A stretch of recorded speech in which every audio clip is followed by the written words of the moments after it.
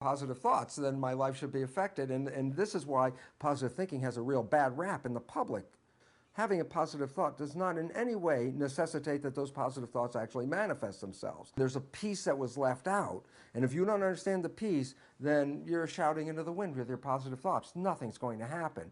There's the conscious mind and what is called the subconscious mind. On a day-by-day basis, the subconscious mind runs our biology about 95 to 99% of the time.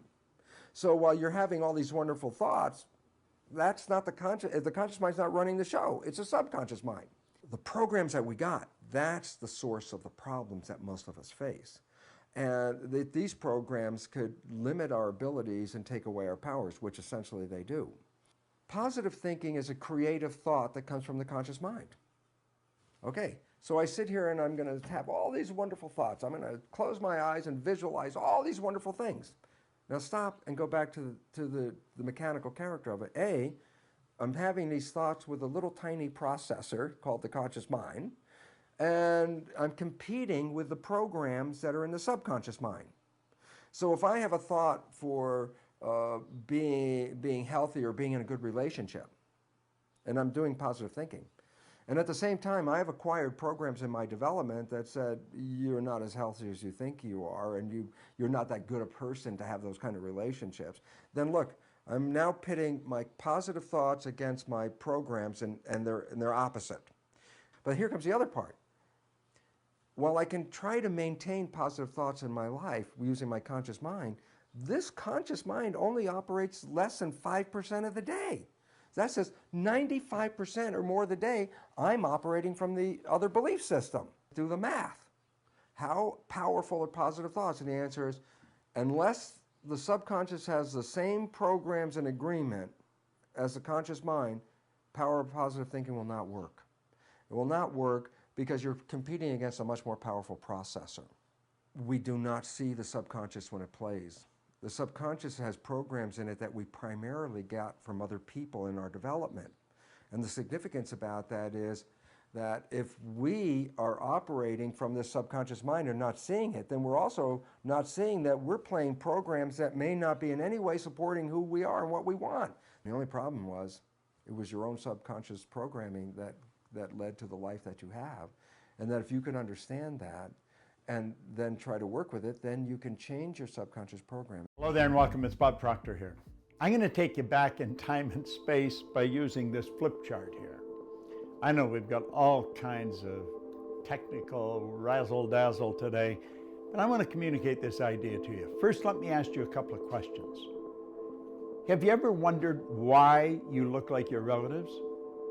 Have you ever wondered why you have many of the habits or idiosyncrasies that mom and dad or grandma has?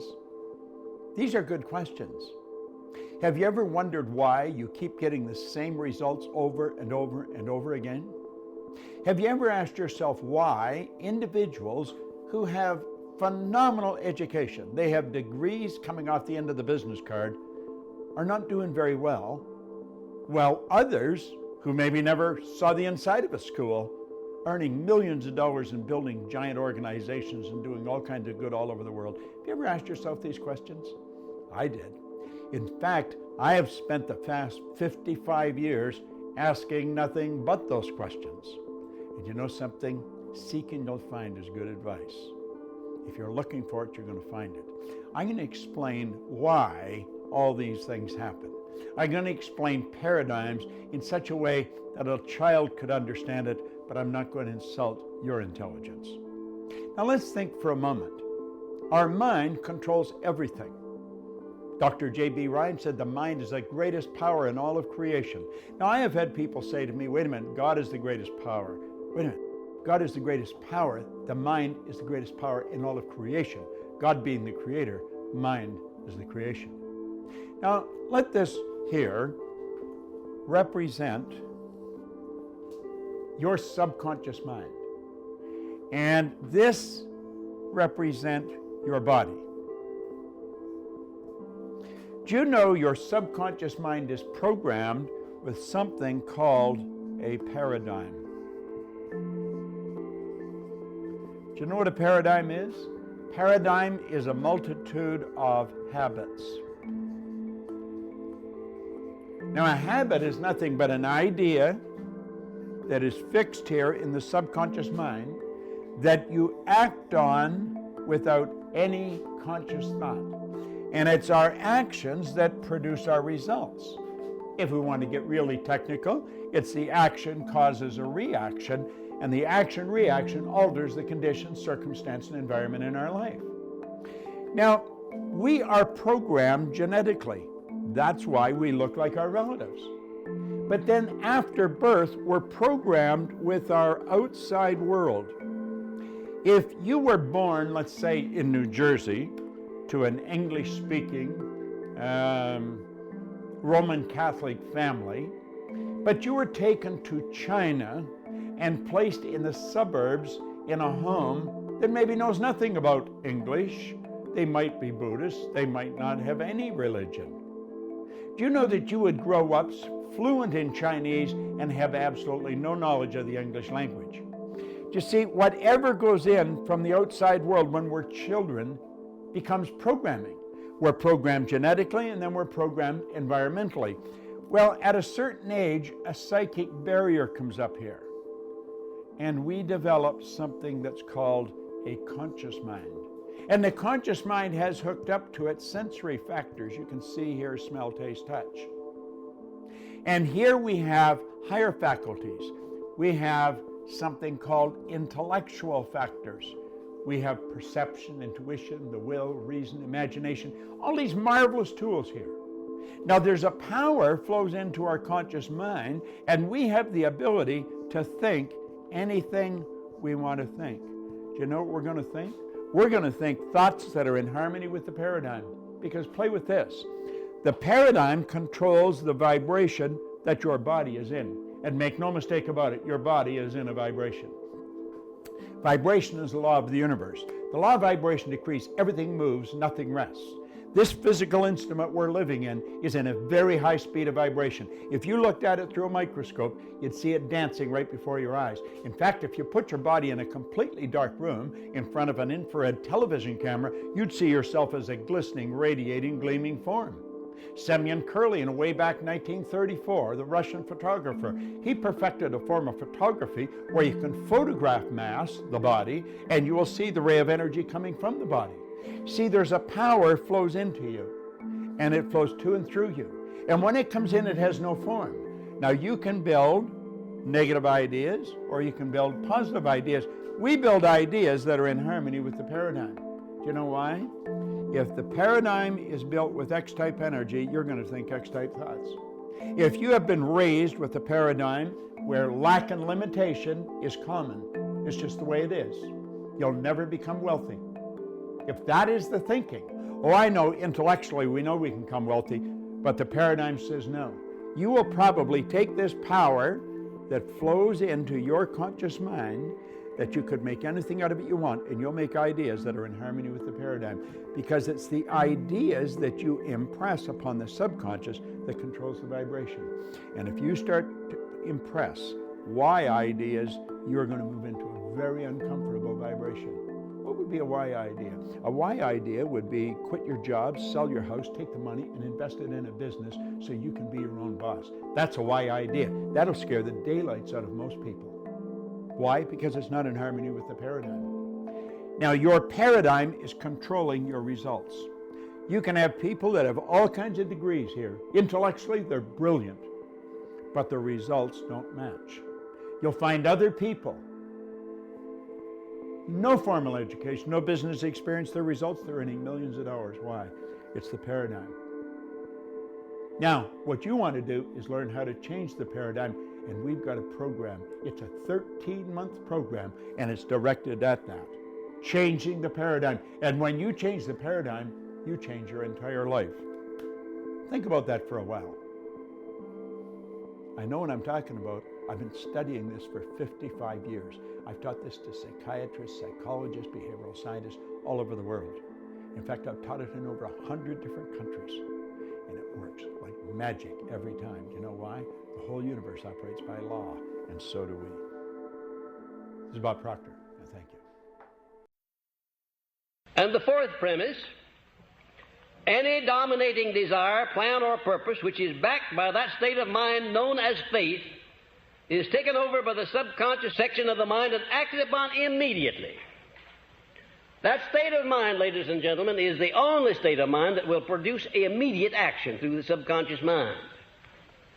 And when I say faith, I don't have reference to wishing or hoping or mildly believing. I don't have reference to any of those things. I have reference to a state of mind wherein whatever it is that you're going to do, you can see it already in a finished act before you even begin it. Now that's pretty positive, isn't it? I can truthfully tell you that not ever in my whole life have I undertaken to do anything that I didn't do it unless I got careless in my desire to do it and backed away from it or changed my mind or my mental attitude.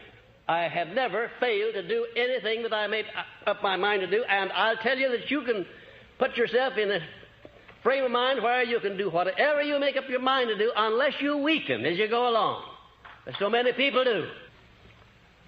Now let's get back to this fourth premise again. Any dominating desire, plan, or purpose which is backed by that state of mind known as faith is taken over by the subconscious section of the mind and acted upon immediately.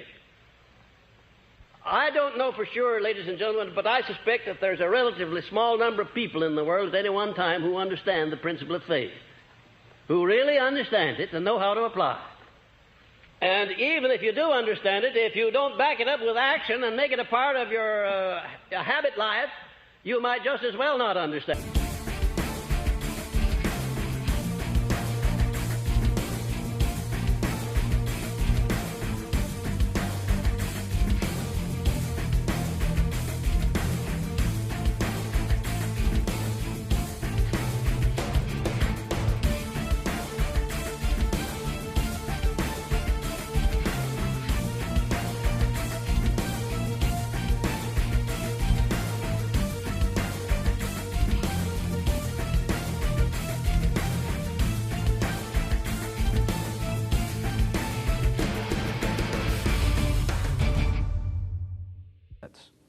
So I was writing my 2007 release, The Divine Matrix. We touched on so many points that could have been a book unto themselves, each point. And I didn't want the information to get buried in a footnote or a sideline in the Divine Matrix. And this book, The Spontaneous Healing of Belief, is one of those points. Almost universally, ancient texts and traditions say to us that there is a power lives within each of us, that we are born into this world with the ability to somehow heal our own bodies, influence the world around us, to bring peace to our families, to our communities, and ultimately between nations. On the one hand, and on the other hand, the great spiritual mystery is how we find that power. How do we implement it in our lives? Well, what we know is that a growing number of mainstream scientists are now beginning to suggest that our entire universe works very similar to the way a computer works, except our universe now is believed to be based in consciousness. Consciousness is the language that allows this universe of ours to work the way it works. And just as every computer language has a program that allows it to get things done, our consciousness computer of the universe appears to work precisely the same way, and it's the power of our belief. The power of belief that literally rearranges the stuff, the atoms and the molecules that our world is made of to create the conditions of our romances, of our abundance, of our healing, of our peace, the success of our careers. So as different as these things all appear from one another, they're all linked through this language, this inner power of belief. I was trained as a scientist, and my training requires me to see proof when something that sounds almost too good to be true is stated as a fact. And for me, when I began to hear that simply by changing the way we feel could somehow not only change what happens inside of our bodies, but literally rearrange the atoms of the stuff our physical world is made of, I said, I'd like to believe that, and I'd like to see some proof. And lo and behold, our own scientists now have found this proof. They know it's there.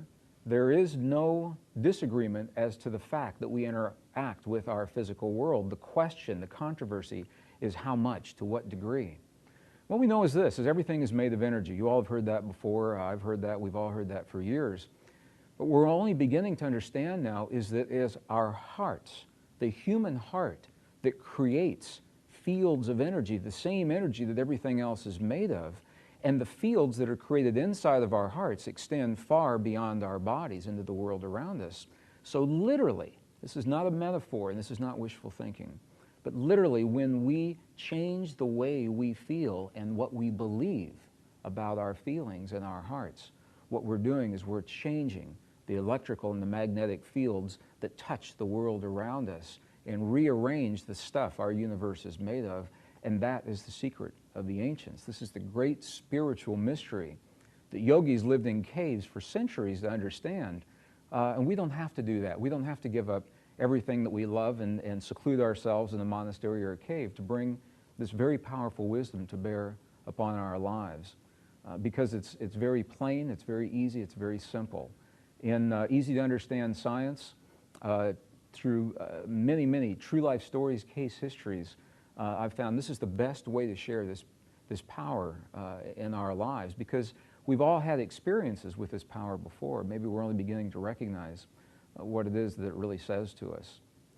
If the universe in fact works like a massive, unimaginably huge consciousness computer, and if belief really is the program that allows our consciousness computer to do what it does, to create the conditions and the situations and the circumstances in the world around us, and the healing in our bodies, the abundance in our lives, and all the things that are important to us every day. If that's true, then as with any computer, if you know the code, you know what the limits are of your capabilities. If we understand the code of human belief, suddenly we begin to understand that we are no longer bound. We're not limited by the laws of physics, at least as we know those laws today. We can transcend the laws that say we're separate from everything around us. We can transcend the laws that say that time and space are barriers between us and our relationships and the people that we love and hold dear. We can transcend the laws of aging. We can transcend the laws that tell us that we are limited in this world. And when we begin to do that, everything changes. When our civilization really begins to understand, when they really get what it is that our own science now is describing in the modern language that we understand, the scientific language, and how this dovetails with our most cherished and spiritual traditions, everything changes. Because it says we are no longer limited by anything other than the beliefs, the false limits of the beliefs of our conditioning from our past, our culture, our friends, our family, our subconscious beliefs. When we really begin to understand how these work and what they mean in our lives, everything changes, and that is when each of us has the opportunity to shatter our personal paradigm of false limits.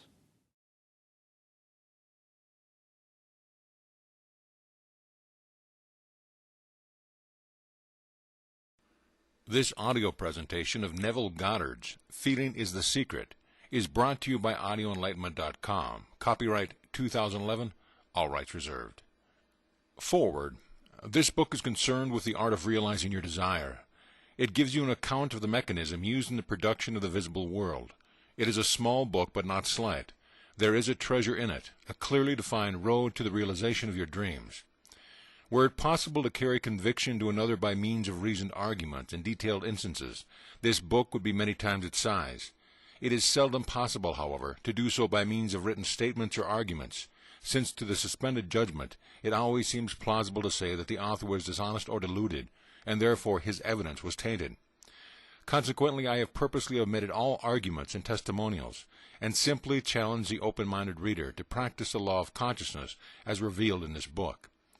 Personal success will prove far more convincing than all the books that could be written on the subject. Neville. Chapter 1. The Law and its Operation.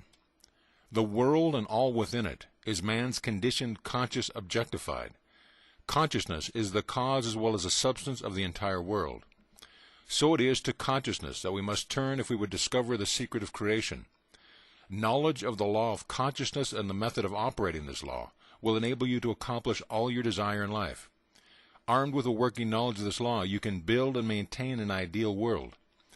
Consciousness is the one and only reality, not figuratively, but actually. This reality may, for the sake of clarity, be likened unto a stream which is divided into two parts, the conscious and the subconscious. In order to intelligently operate the law of consciousness, it is necessary to understand the relationship between the conscious and the subconscious. The conscious is personal and selective. The subconscious is impersonal and non-selective. The conscious is the realm of effect. The subconscious is the realm of cause. These two aspects are the male and female divisions of consciousness. The conscious is male. The subconscious is female. The conscious generates ideas and impresses these ideas on the subconscious. The subconscious receives idea and gives form and expression to them. By this law, first conceiving an idea and then impressing the idea conceived in the subconscious, all things evolve out of consciousness, and without this sequence, there is not anything made that is made. The conscious impresses the subconscious, while the subconscious expresses all that is impressed upon it. The subconscious does not originate ideas, but accepts as true those which the conscious mind feels to be true, and in a way known only to itself, objectifies the accepted ideas. Therefore, through his power to imagine and feel and his freedom to choose the idea he will entertain, man has control over creation. Control of the subconscious is accomplished through control of your ideas and feelings. The mechanism of creation is hidden in the very depth of the subconscious, the female aspect or womb of creation. The subconscious transcends reason as an independent of induction. It contemplates a feeling as a fact existing within itself, and on this assumption proceeds to give expression to it. The creative process begins with an idea, and its cycle runs its course as a feeling, and ends in a volition to act. Ideas are impressed on the subconscious through the medium of feeling.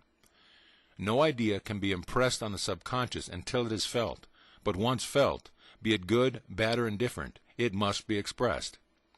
Feeling is the one and only medium through which ideas are conveyed to the subconscious. Therefore, the man who does not control his feelings may easily impress the subconscious with undesirable states. By control of feeling is not meant restraint or suppression of your feelings, but rather the disciplining of self to imagine and entertain only such feeling as contributes to your happiness. Control of your feeling is all important to a full and happy life.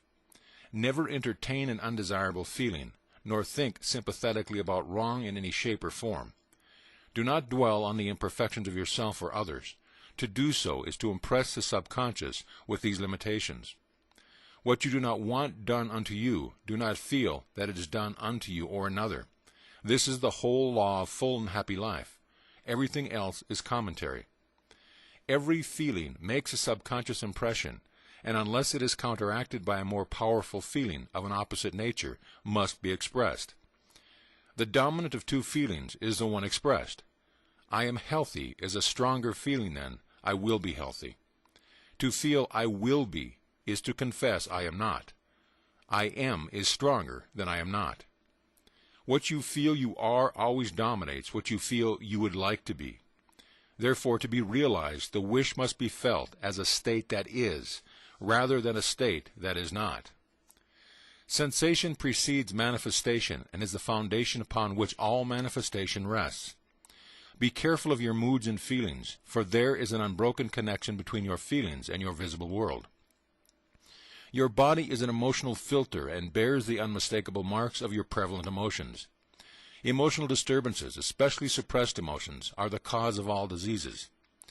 To feel intensely about a wrong without voicing or expressing that feeling is the beginning of disease. Disease in both body and environment. Do not entertain the feeling of regret or failure for frustration or detachment from your objective results in disease. Think feelingly only of the state you desire to realize. Feeling the reality of the state sought and living and acting on that conviction is the way of all seeming miracles. All changes of expression are brought about through a change of feeling. A change of feeling is a change of destiny. All creation occurs in the domain of the subconscious.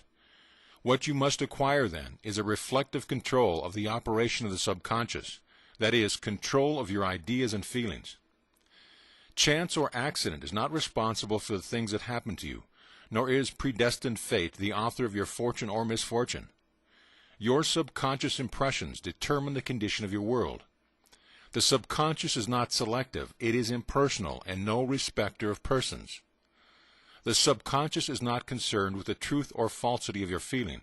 It always accepts as true that which you feel to be true.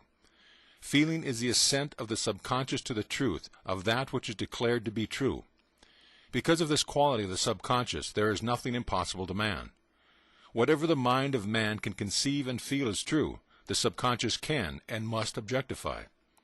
Your feelings create the pattern from which your world is fashioned, and a change of feeling is a change of pattern. The subconscious never fails to express that which has been impressed upon it. The moment it receives an impression, it begins to work out the ways of its expression. It accepts the feeling impressed upon it, your feeling, as a fact existing within itself, and immediately sets out to produce in the outer or objective world the exact likeness of that feeling. The subconscious never alters the accepted beliefs of man. It outpictures them to the last detail, whether or not they are beneficial. To impress the subconscious with a desirable state, you must assume the feeling that would be yours had you already realized your wish. In defining your objective, you must be concerned only with the objective itself. The manner of expression or the difficulties involved are not to be considered by you. To think feelingly on any state impresses it on the subconscious.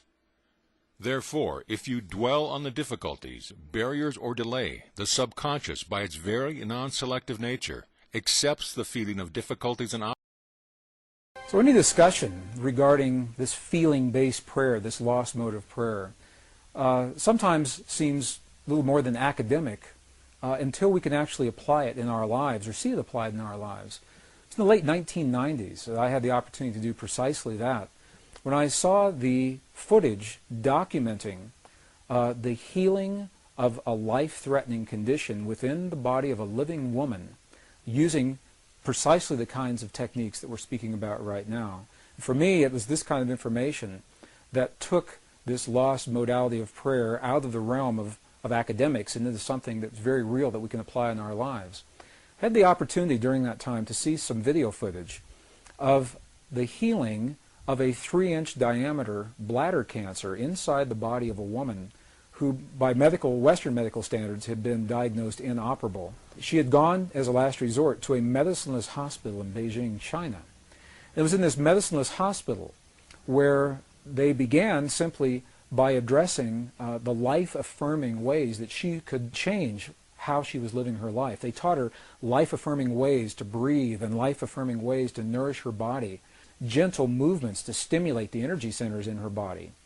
And as she was doing these and strengthening her body, at one point it made sense to undergo a process. Now I'd like to share this. I'd like to describe it to you as a very potent example of how the feeling world inside of our bodies has a direct effect, in this case a very graphic effect, on the world beyond our bodies. So in the video documentation, the film shows a woman lying on in a hospital room. She's fully awake, she's fully conscious, she believes in the process that's about to happen. Before her, there is an ultrasound technician who is running an ultrasound wand over her lower abdomen that we can see on a split-screen television. And on the left-hand side of the screen, they do a snapshot, a freeze frame of an instant in time for reference, so we can see what her condition looked like in that instant in time. On the right-hand side of the screen, we are able to watch real time as 3 practitioners stand behind her, working with the energy in her body and with the feelings in their bodies. And what they do is they begin to chant a word that to them they've agreed upon, that reinforces the feeling within them that she's already healed. The chant essentially says, already healed, already done. And as they begin to have this feeling and to say these words among themselves, on the computer screen, on the television screen, we can watch in real time this cancerous tumor as it disappears in less than 3 minutes real time. It's not like time-lapse on a documentary where you see a rose unfold in 30 seconds in something that normally takes days. This literally happens in less than 3 minutes. Her body responded to the feelings of the practitioners who were trained to have the kinds of feelings that they were having. And all they were feeling was the feeling of what it feels like to be in the presence of a woman who is already healed, fully enabled, fully capacitated. They were not seeing her as a woman who was sick, and they weren't saying, bad cancer, you've got to go away.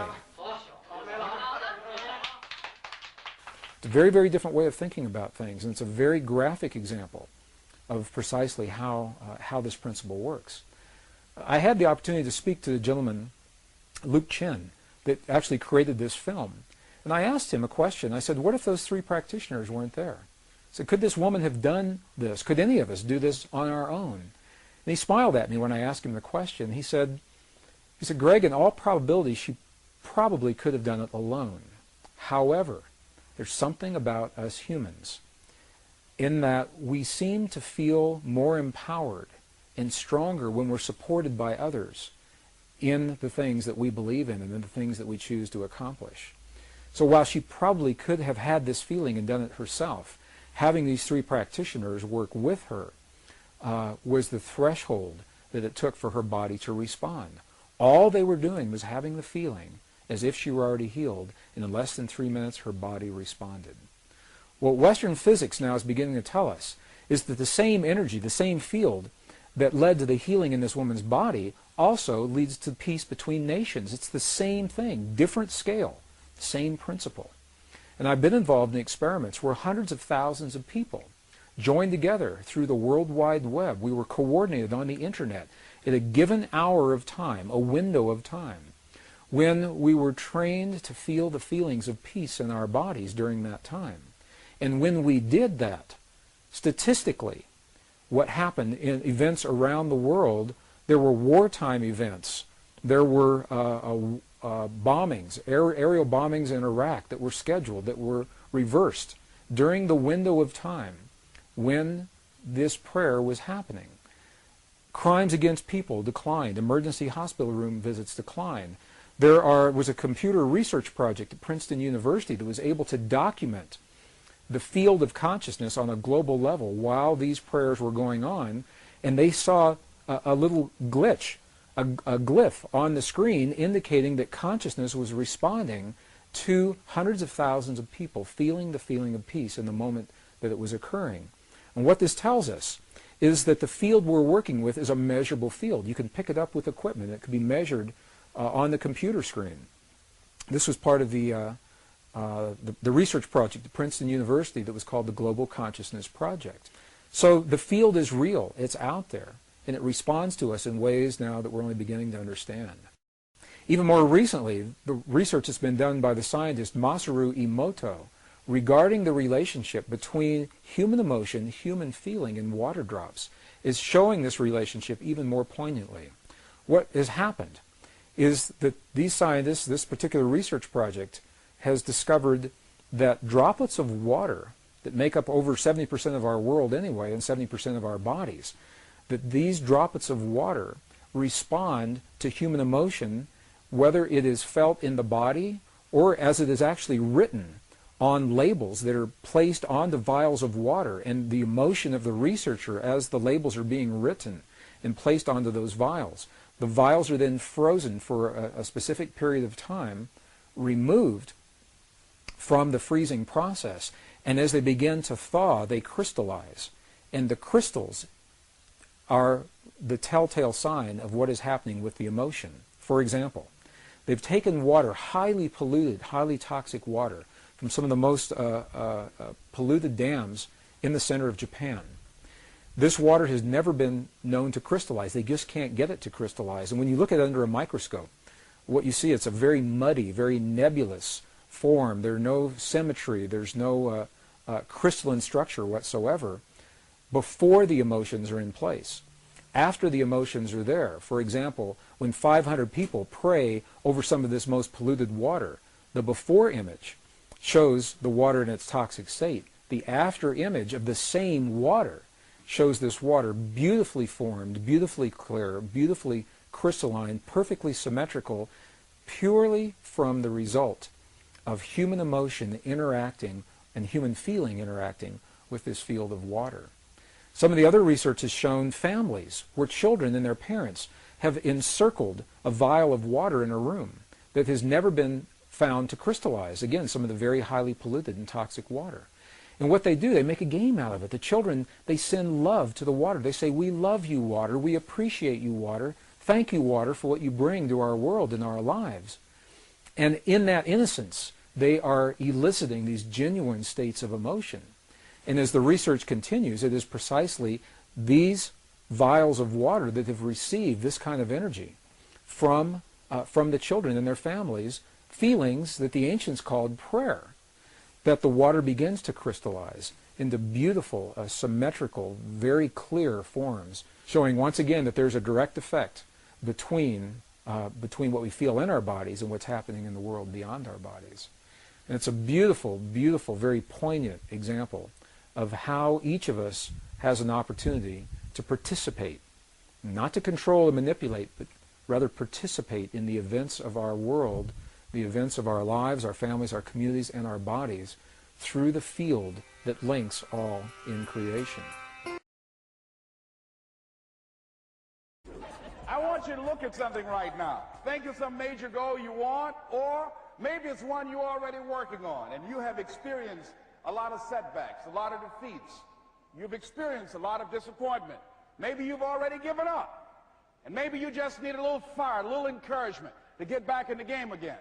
Here's what I want you to look at. There are winners, there are losers, and there are people who have not discovered how to win. And all they need is some coaching. All they need is some help and assistance, just a little support. All they need is some insight or a different strategy or plan of action to make some adjustments that will open up the key to a whole new future for them, that will give them access to the unlimited power that they have within themselves. That's all that they need. So what I want you to do is think about something you want for you, that's real for you, that's important for you, that will give your life some special meaning and power. And I don't even want you to say, I can do that. I don't want you to assume that. See, 5 years ago, when I started out in this area, I would not have been able to make the mental leap that I would be up to where I am right now. I don't want you to begin to just psych yourself out. No, no. I want you to be able to say something to yourself that will enable you to maintain a level of integrity with yourself. That when you say this, even when you face tremendous setbacks, it will be a benchmark to keep you in the game, to keep you moving forward and experimenting and readjusting your strategy and your plan of action, continuously looking for ways to win. So what is that something? When you got an idea you want to move on, you might not have the money, you might not have the education, you might not have the support or the resources you need. What is that something that can keep us going, that will enable us to act on our dream? What's one of those keys that will begin to help us to discover the secrets to our dream? Here's what I want you to repeat after me, please, with power and conviction. Say, it's possible. It's possible. That's all I want you to do when you look at your dream. Just say to yourself every day, it's possible. Just say that every day to yourself, it's possible. Because what does that do? See, it begins to change your belief system. See, the way in which we operate, ladies and gentlemen, it's a manifestation of what we believe, what's possible for us. Whatever you've done up to this point, all that it really is a duplication, it's a reproduction of what you believe subconsciously that you deserve and what's possible for your life. Most people operate out of their personal history, out of their memory, things they've done, things they've experienced, things they've seen, things that they have observed. What I'm suggesting that you operate out of a larger vision of yourself. I want you to see yourself doing what you want to do, experiencing what you want to experience, having what you want to have, doing what it is that gives your life some meaning and value. Operate out of your imagination, not your memory. Because whenever you look at where you want to go, I'm wanting to warn you, you will have some conversation back here after you go through the data that you've experienced in life saying you can't do it. And so what you want to begin to do is ignore that inner conversation. Well, most people, ladies and gentlemen, when something happens to them, what they do is they begin to believe that that's the way it is. That's the way it's always been, and they can't see the possibility of it being any different. Example, before April 1954, the common belief, the universal belief, because it had been tried again and again and again and people had failed, the belief was that man was not physically capable of breaking the 4-minute barrier, that he could not run a mile in less than 4 minutes. That was the belief on the planet. It had never been done. But here's what happened, ladies and gentlemen.